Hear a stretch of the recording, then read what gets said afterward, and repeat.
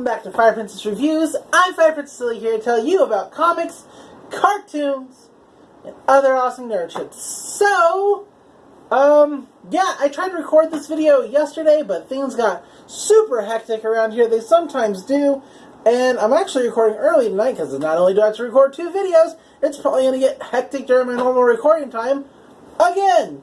So here we are. First things first, before we get into the episode, I do like how I said in my Dragon Ball Super video that they're probably going to have Gogeta in the movie, and then the new trailer drops as Gogeta. I can't really make a whole video about a 30-second clip. Maybe I could just be 5 minutes of me shouting Gogeta all over the place, but, I mean, I could still do that, but we're not going to, because that would be in poor taste, or something. Anyway, instead we're going to move on to SSSS.Gridman. It's fun to, like, add all the emphasis on the S's. If you didn't watch the episode, it came out, on Friday. Like, I do my review for SSSS.Gridman, like, way late, so there you go. We're at episode 9, and I believe it's called Conflict. Or Threaten? Something like that. I was better at this yesterday, but I did rewatch the episode just to refresh myself so that I would have fresh opinions, etc., blah, blah. We were working from my memory that was a day old. Hey, good on me. So let's get right into it. So, we open up the episode at school. The school's getting of course, before I get into this, I should warn you, spoilers! Of course! Boom, that should already warn you right there. So if you haven't watched the episode, if you haven't watched the series, go do that. What are you waiting for? It's by Studio Trigger. Like, just do the damn thing. Anyway, moving on, spoilers from around. School's getting prepared for a school festival. Apparently they haven't had one in a while. It's the first year they're having it. In a while. And people are excited for it. Of course, Akane's not at school. She's busy. She's busy making a kaiju. Like, it's gonna be... Let's talk about this kaiju for a little bit. Because not only is it the first kaiju that we ever saw in the series, but it's been upgraded, which I feel is a total staple of just the kaiju genre in general, is that you always bring back older kaiju. They just are bigger, better, stronger, mechanical. So, yeah. Like, think Ghidorah, when he comes back after meeting aliens in space, he has got the one big metal head. Kind of the same situation. The kaiju have no names in this series, so we're just going to call it the first kaiju. Basically looks the same, except for now it's got, like, a big, like, mobile air base looking thing on its back with like cannons and stuff. It's got drill hands and like a drill neck. It's super sick. Like, I love it. So she finishes making this kaiju, or designing it, and before Alexis can bring it to life, she's like, wait, hold on, not yet. And so the next day at school she shows up with it and she's like, bam! What do you think? Well, before she just drops it on him, she, like, says, good morning to Hibiki, and he's like, this show's kind of funny in the way that the villain and the protagonist are still super polite to each other, even though they know who the other one is. So she also calls over Rika and Itsumi, and she's like, oh, I guess Hibiki told you about, what happened, so, cool. No more false pretenses, I suppose. Great. And then she drops it on the... I mean, she doesn't drop it, she just sets it. But, it's like, boom! What do you think? And Hibiki's like, Yuta. Yuta's like, she's like, yep, the first kaiju you fought. I made him bigger, I made him stronger, I made him better. And I'm pretty sure I'm going to crush you this time. Also, I'm going to release it on the day of the school festival and let it run rampant around the school. So, have fun with that. And this actually leads to the main conflict of the episode. Now, before I watched this episode, before I watched it the first time, somebody was telling me that they felt like this episode was a little slow. It wasn't really as interesting necessarily as other episodes have been. And I don't know that I wholeheartedly agree with that. I think it definitely keeps the pace of the show going, and it gave us... we'll talk a little more about it, but the words I'm looking for is it's not an uninteresting episode. It's definitely kind of a slower episode, just in the way like the spacing of the time of the events happen. But more or less, it's still the same show, so it's good. So basically, it's a declaration of this is what we're doing. Kind of like announcing when you're going to have a soccer game, almost. The amount of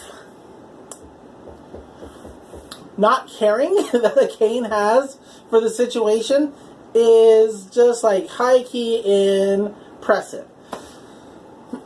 So, Yuta, Utsumi, and Rika are all talking in the hallway about it. Yuta and Hibiki are really talking about it. They're like, what can we do to stop this? What's going on? If only we can all combine, not only the Neon Genesis, not only, all the Neon Genesis and Gridman, if they could only just go through at once, it would be real cool. And they figure out a way to do it, and we'll talk about that, a little bit later. Also, the Neon Genesis junior high students show up at their school and basically also run away from their school because, unlike the first time that Caliber showed up there, people take notice of them, which is really weird, in my opinion. Anyway, moving on. So, here's where the conflict happens, because Rika doesn't necessarily feel like a part of the team. Everyone else on the team is like, yeah, let's go get Akane. And she's the only one that feels like is sitting out of that because Akane's her friend. And she's like, she says to Utsumi, she's like, you're the only one who calls us the Gridman Alliance. That's you. But you know what? Just make your decisions without me. You want to fight, so, go fight. That's what you want to do. She's like, Akane's my friend. You want me to be, on board and excited for fighting my friend, and I'm just not. Yuta's kind of in the middle of this. Utsumi, he is definitely, on the whole we need to beat Akane thing, but you can kind of tell that it feels more personal than it should, and that's because, he really liked Akane.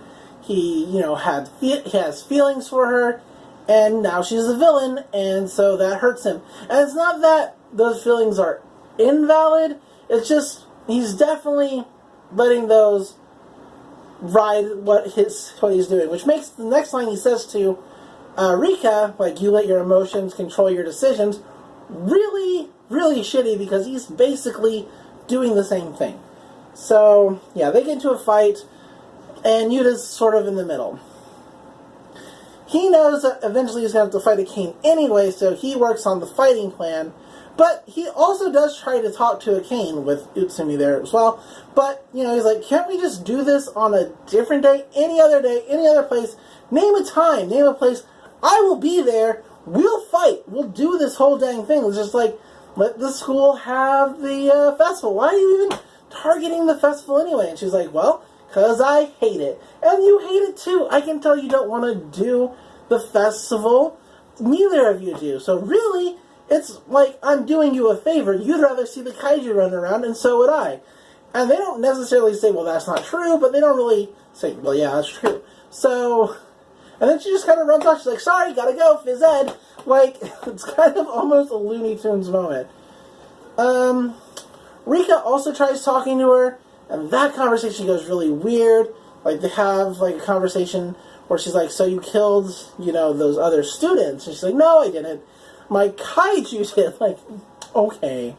But, she's like, can't you just, stop this? And she's like, wouldn't you just rather be on my side and close to me and my friend? Be close to a god? She's like, you can't hate me. You're not programmed to. That's not how I said you set up.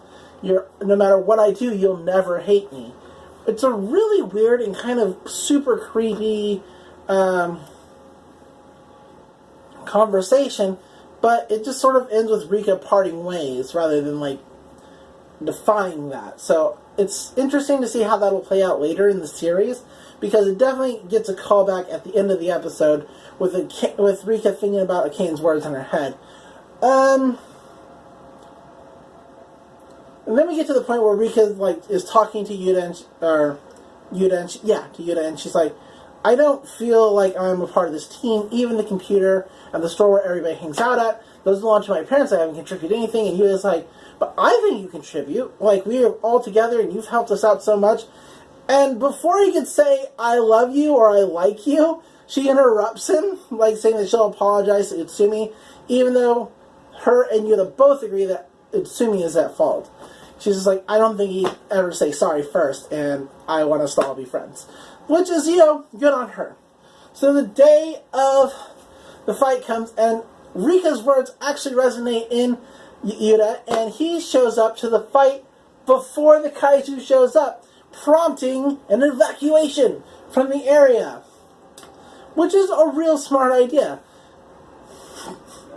Akane is pissed about this, sends the kaiju anyway, and it turns out that Gridman is half the height that he normally is. Which she thinks is them saying, we don't take you seriously. But that's not it at all. It's part of the plan that they came up with. They shrunk Gridman down. They also shrink down the equipment that the Neon Genesis Junior High students turn into, because using smaller resolutions means it's taking up the exact same amount of energy and space that a normal-sized Gridman does, and so they can do a full combined. It's so cool. It's very Power Rangers. It's very just Sentai and Kaiju stuff in general, and there's a fight, and it's a dope fight. Obviously in full combo, even though the Kaiju has all these cool new improvements and cannons and drills, it's not enough. It's not enough to defeat a full combo Gridman, and they finish him off with a powerful, awesome sword swing, and the episode ends with the two apologizing to each other, and Akane getting scolded by Alexis, saying that he knows she can do better. So we'll see how that pans out later in the series. So what did I think? Well, as you can tell, I liked it. Do I think it was slow or not good? Obviously not. So I just think it was a good episode that further moves the narration. And that's not bad. That's actually, a good thing. We need to keep the narration of a show going. So, that's my take. Take it or leave it.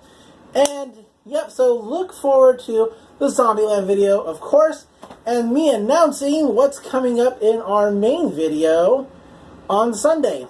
Do I know? Of course I know. But if you don't watch that, stay tuned for whatever video you're going to watch next from me. And as always, until then, love cartoons, love comics, said it backwards, it happens all the time. And I'll see you in the next video. Bye!